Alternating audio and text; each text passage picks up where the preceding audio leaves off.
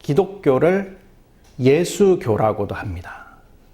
예수교라고도 하는데 어떤 사람들은 바울교다 이렇게 얘기하는 사람들이 있습니다. 바울교냐 예수교냐 뭐 이런 논란도 있었던 것 같습니다.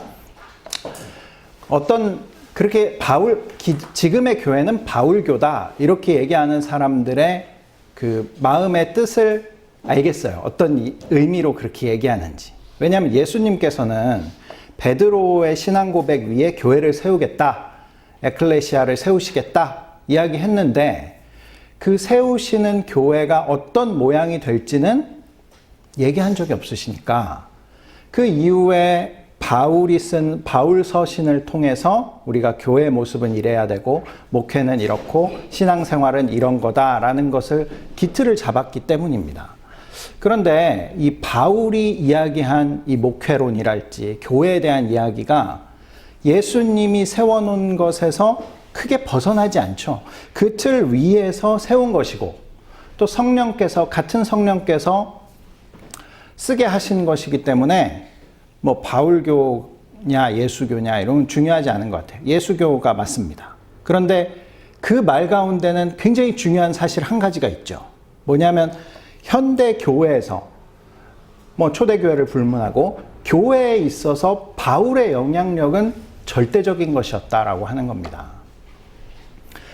예수님 다음으로 바울의 영향력이 절대적인 거예요. 교회에 있어서. 그 사실은 변치 않는 겁니다. 그래서 제가 생각했습니다. 바울은 지금 우리 주님 곁에서, 주님 정말 가까운 곁에서 주님께 엄청나게 칭찬을 받으면서 엄청난 영광을 누리고 있겠지 그런 생각을 딱 했는데 순간 머릿속에 바울보다 더 칭찬받고 바울보다 더 주님 곁에서 영광을 누리고 있을 한 사람이 떠오르는 거예요. 그 사람이 누굴까요? 그 사람이 바나바입니다. 바나바. 오늘 그래서 바나바에 대한 이야기를 하려고 합니다. 바나바가 누구냐? 성경에 봤더니 바나바가 구브로 출신이다 라고 이야기해요. 구브로가 어디 있냐면 지금으로 치면 터키가 있는 지중해에 섬이 하나 있습니다. 아주 큰 섬이. 지금은 사이프러스 섬이라고 부르는데 그 섬의 예전 이름이 구브로예요. 구브로 출신이었습니다. 그리고 레위 계통의 사람이었대요. 레위인들이 제사장이었잖아요. 레위 계통의 사람들이었어요. 이름은 요셉이었습니다. 바나바는 원래 이름이 아니라 사도들이 지어준 이름이에요. 뜻은 무엇이냐? 위로의 아들이란 뜻입니다. 사도들이 이 바나바로 말미암아 적지 않은 위로를 받았던 것 같아요. 목회를 하다 보면 성도로 인해서 적지 않은 위로를 받은 경우가 있지 않습니까? 바나바를 통해서 사도들이 적지 않은 위로를 받았던 것 같은데 그 중에 굉장히 큰 위로를 받은 사건 한 가지를 소개합니다. 성경에서는 사도행전 4장 말미에 나오는 부분이에요. 어떤 거냐면 바나바가 이제 초대교회가 형성될 쯤 베드로와 요한을 통해서 막 능력이 나타나고 힘이 나타나고 초대교회가 형성될 쯤 어떤 일을 하냐면 자기 밭을 팔아서 이 교회에 헌납을 하는 일이 있었습니다. 초대교회는 그런 일이 많았대요. 근데 바나바가 자기 밭을 팔아서 전 재산을 교회에 헌납합니다. 생각해 보십시오. 교회 일꾼들 가운데 자신을 헌신하고 더 헌납하고 헌신한 성도들이 지도자가 되고 더 높은 위치에서 교회를 이끌어가는 것은 당연한 것입니다. 그렇죠? 당연한 것이에요. 그런데 이 모습을 보고 흉내낸 사람들이 있었습니다. 바나바가 하는 모습을 봤더니 바나바가 그래서 사도급 위치까지 올라가요. 그래서 사도 바나바라고도 합니다. 왜? 그 사람이 자신의 삶을 헌신했기 때문에. 그 증거로 자신의 전 재산을 전 재산이라고 나와 있지는 않습니다. 자신이 가지고 있는 밭을 팔아서 사도들의 발 앞에 두었다 이렇게 되어 있습니다. 그 사도들은 바나바는 이 일 때문에 이제 사도급의 존경과 사랑을 받는 사람이 된 거예요. 근데 이걸 딱 보고 있던 두 사람이 그걸 흉내냅니다. 아나니아와 삽비라죠. 그걸 보고 있다가 저렇게 하면 교회에서 굉장히 높은 지도자가 되고 교회가 누리는 혜택을 내가 누리겠구나 그러면서 흉내를 냅니다. 그래서 자신의 재산을 팔아서 얼마를 감추고 이것이 전 재산입니다. 나의 삶을 온전히 하나님께 헌신합니다. 라고 사기를 쳐요.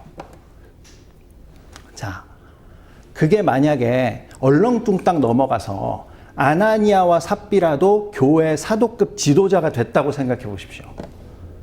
생각만 해도 끔찍하잖아요.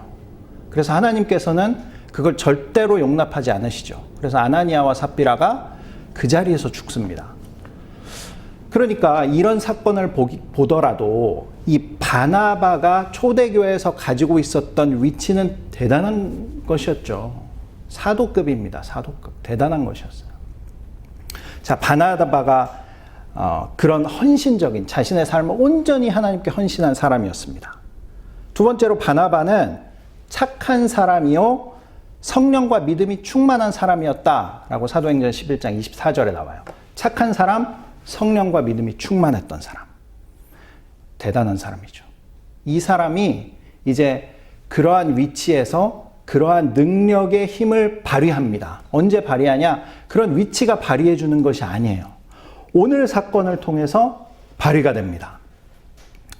바울이 회심을 합니다. 다메섹으로 가는 길에서 예수님을 만나요. 그래서 회심을 해요. 회심을 한 즉시부터 다메섹을 예수님 믿는 사람을 잡으러 간 곳이었잖아요. 거기는 예수 믿는 사람들 내가 다 잡아와야지 하고 가는 길에 예수님 만나서 회심을 합니다. 그러니까 다메섹에 들어가니까 이제 예수는 그리스도라고 막 전하고 다니는 거예요. 그러니까 처음에 사람들이 당황하다가 계속 그러니까 다메섹에 있는 유대인들이 바울을 죽이려고 합니다. 그래서 광주리를 타고 간신히 다메섹 성을 탈출해요. 그 다음에 바울이 어디 가겠어요? 초대교회로 가야 되겠죠. 나 이제 회심했습니다. 나 이제 예수 믿는 사람입니다. 이제 얘기하러 가야 되겠죠. 근데 문제가 뭐냐면 아무도 안 믿어주는 거예요. 바울이 회심했다는 사실을. 이중첩자로 아는 겁니다. 저 사람 아닌 것 같은데. 괜히 저렇게 해서 우리 공동체에 들어와서 망쳐놓으려고 하는 거 아니야? 아무도 안 받아줍니다. 다 무서워해요, 바울을. 나는 예수 믿고 변화됐습니다. 나도 교회의 한 일원입니다. 얘기하지만 아무도 안 받아줍니다. 사도들도 믿지 않아요, 그의 회심을. 그때 바나바가 나섭니다. 바나바가 나서서 바울을 예루살렘 교회 사도들하고 연결을 시켜줘요. 한마디로 얘기해서 신원 보증을 누가 쓰냐? 바나바가 서주는 겁니다. 이 세상에서 인맥 대단하죠. 이 인맥이란 게 사실은 대단합니다. 그래서 굉장히 어려운 처지에 있어도 이 인맥을 통해서 잘 사람만 연결돼도 쉽게 풀리게 되는 거죠. 이 세상에서 인맥 대단해요. 그래서 아무한테나 인맥을 공유하지 않죠. 공유하지 않습니다. 그리고 자칫 잘못하면 내가 아는 사람 소개했다가 엉망이야, 그 사람이.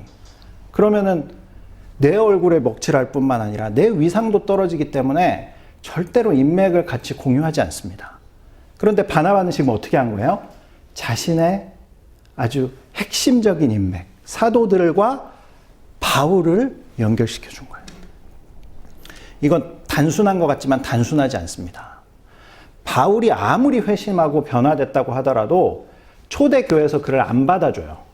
그럼 돌아다니면서 계속 예수 전하겠죠? 이단되기 딱 좋습니다. 이단되기 딱 좋아요. 그리고 그렇게 전하면 성도들도 생기고 그래서 정말 오늘 얘기한 바울교가 하나 생겼어. 그러면서 예루살렘 교회와 충돌이 일어납니다. 하나님 나라에 아무 덕이 안 되는 거예요. 그러니까 바울은 반드시 어디랑 연결돼야 되냐?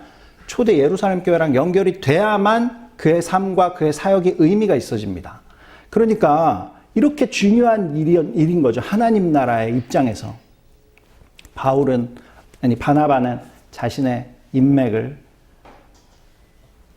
바울을 연결시켜 주는데 사용합니다. 대단하죠. 사람을 키워주고 세워준 거예요. 엄청난 희생이자 헌신입니다. 그런데 더 위대한 일을 합니다. 바나바는. 자, 어떤 일을 하나?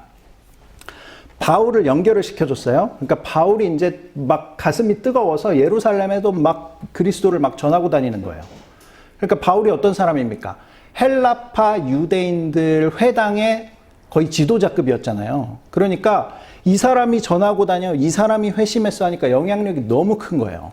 이미 뭐 너무나 유명한 사람이고 너무나 회당 장급의 사람이었기 때문에 이 사람이 예수 믿었대 하니까 막 동요가 심한 겁니다. 그러니까 어떻게 하겠어요, 유대인들이. 바울을 또 죽여야 되겠다. 그래서 죽도록 따라다닙니다. 죽이려고. 그러니까 초대교회에서는 보호해줘야 되잖아요. 보호해주다가 안 되는 거예요. 죽게 생긴 거예요, 바울이.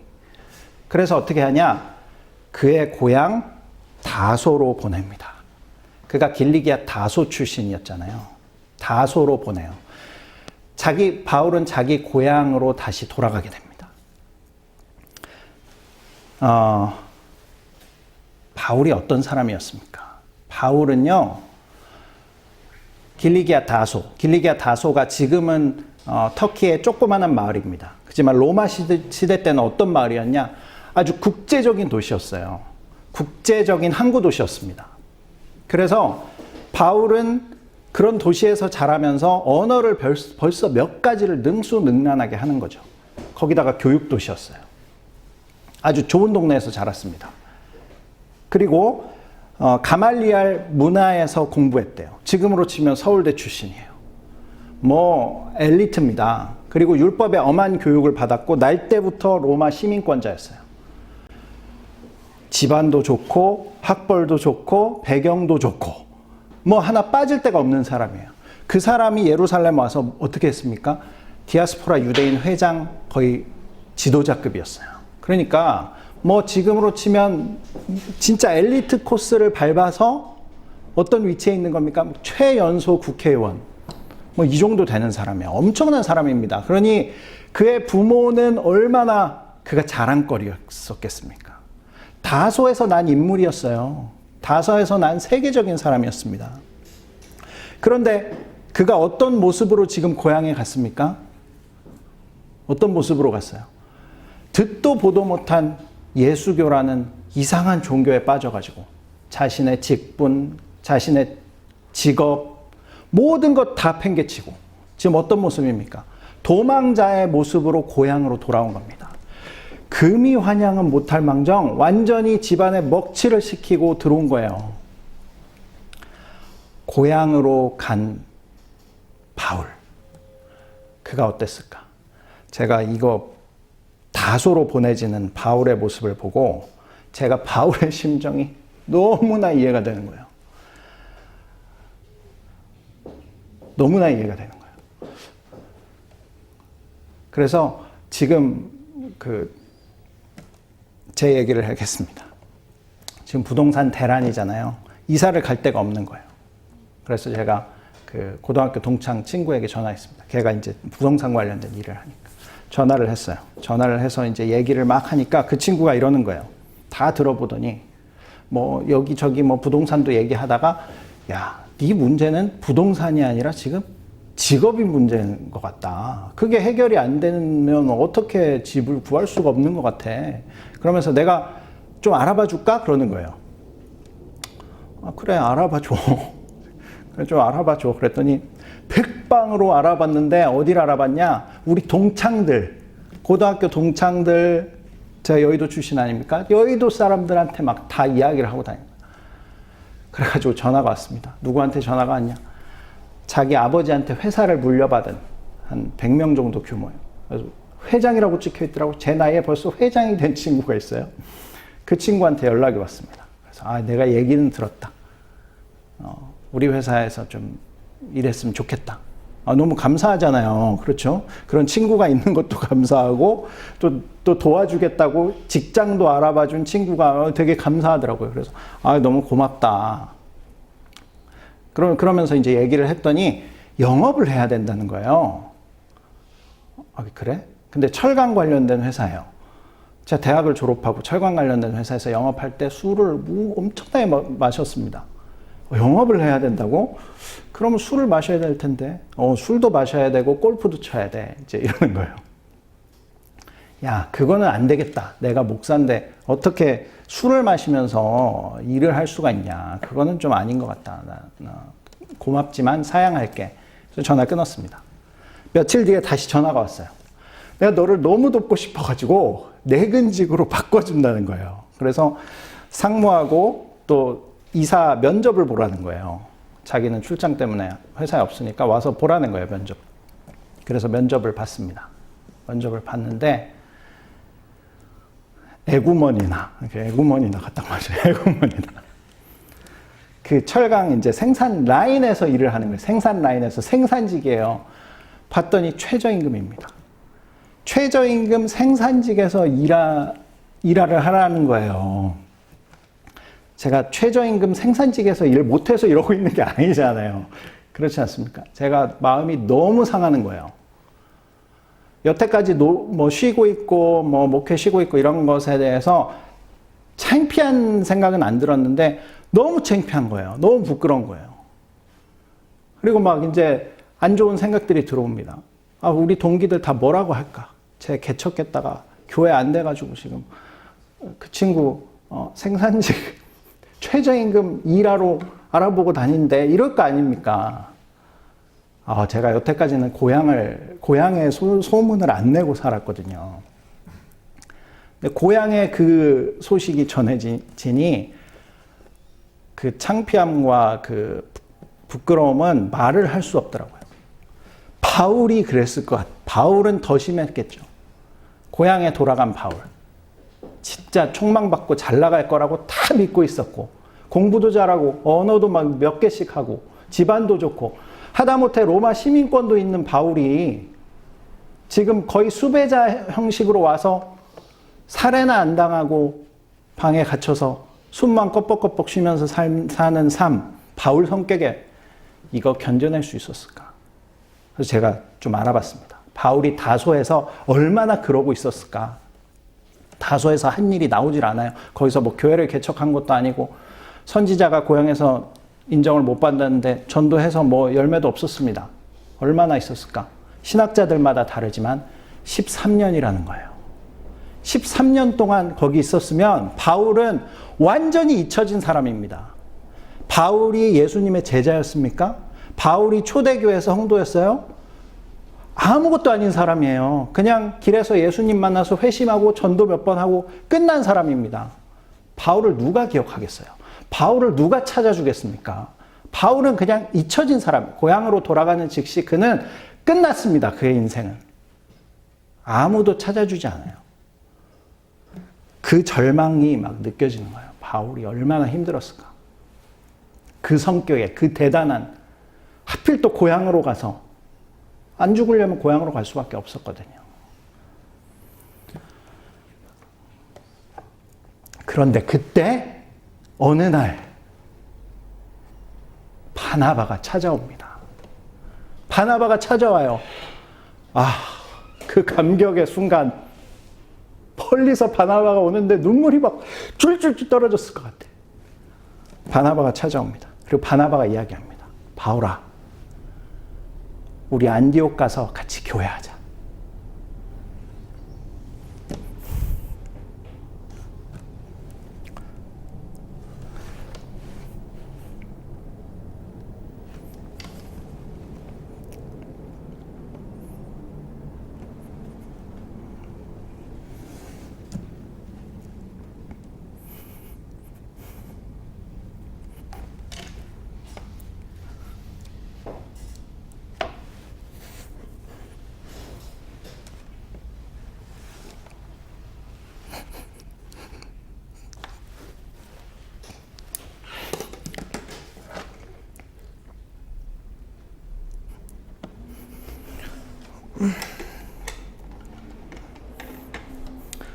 죄송합니다.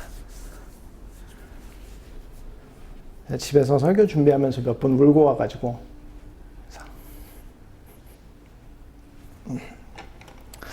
눈물이 안 날 줄 알았는데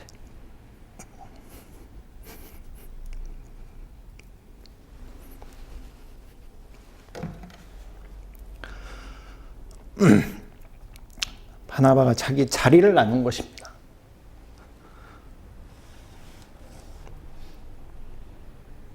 하나님 나라 세우는 것만 보고 했던 것 같아요. 이 세상에서 누가 자기 자리 나누는 사람이 있겠습니까? 누가 자기가 얻어낸 자리와 열매를 나누는 사람이 있겠어요? 더 놀라운 것은 바울 데려와서 교회 성장시키려고 그런 게 아니더라고요. 24절에 봤더니 이미 안디옥으로 파송된 바나바가 그들을 엄청나게 부흥시켰습니다. 큰 무리가 이미 교회를 형성했어요. 그 다음에 바울을 찾아갔습니다. 바나바는요, 바울 데려다가 쓰려고 오라고 한 게 아니더라고요. 교회 같이 부흥시키자 이런 의미가 아니더라고요. 부교육자로 부른 것도 아닙니다. 공동 목회하자. 나랑 같이 목회하자. 그래서 자기 자리를 나눠주고 싶은 겁니다. 정말 순수한 마음으로 사람을 키워주고 싶어서 바울을 부른 겁니다. 하나님께서 바로 응답하시죠. 어떻게 응답하십니까? 안디옥 교회가 이제 수적인 부흥이 아니라 질적으로 성장합니다. 영적인 부흥을 맞이하게 돼요. 그래서 성경에 이렇게 나옵니다. 그들이 비로소 어떤 의미입니까? 하나님이 그토록 원하시는 모습대로, 하나님이 기다리셨던 바로 그 모양으로 비로소 그리스도인이라 일컬음을 받게 되더라. 비로소 하나님이 원하는 모습의 교회가 됐다는 겁니다.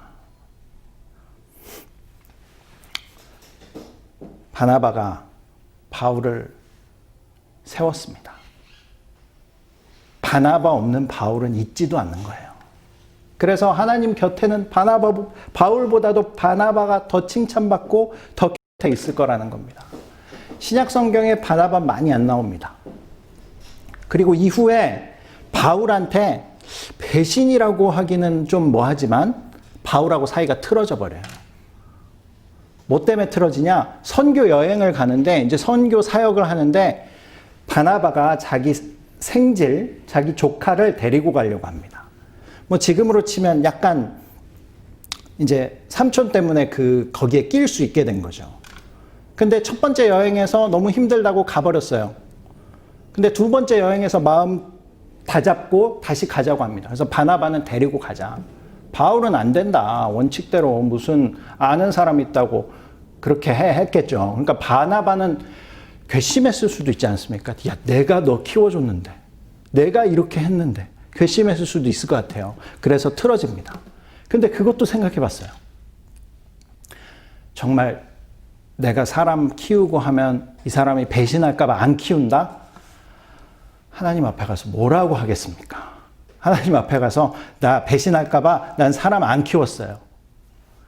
영적 맹인이죠. 완전히 영적인 바보입니다. 그러면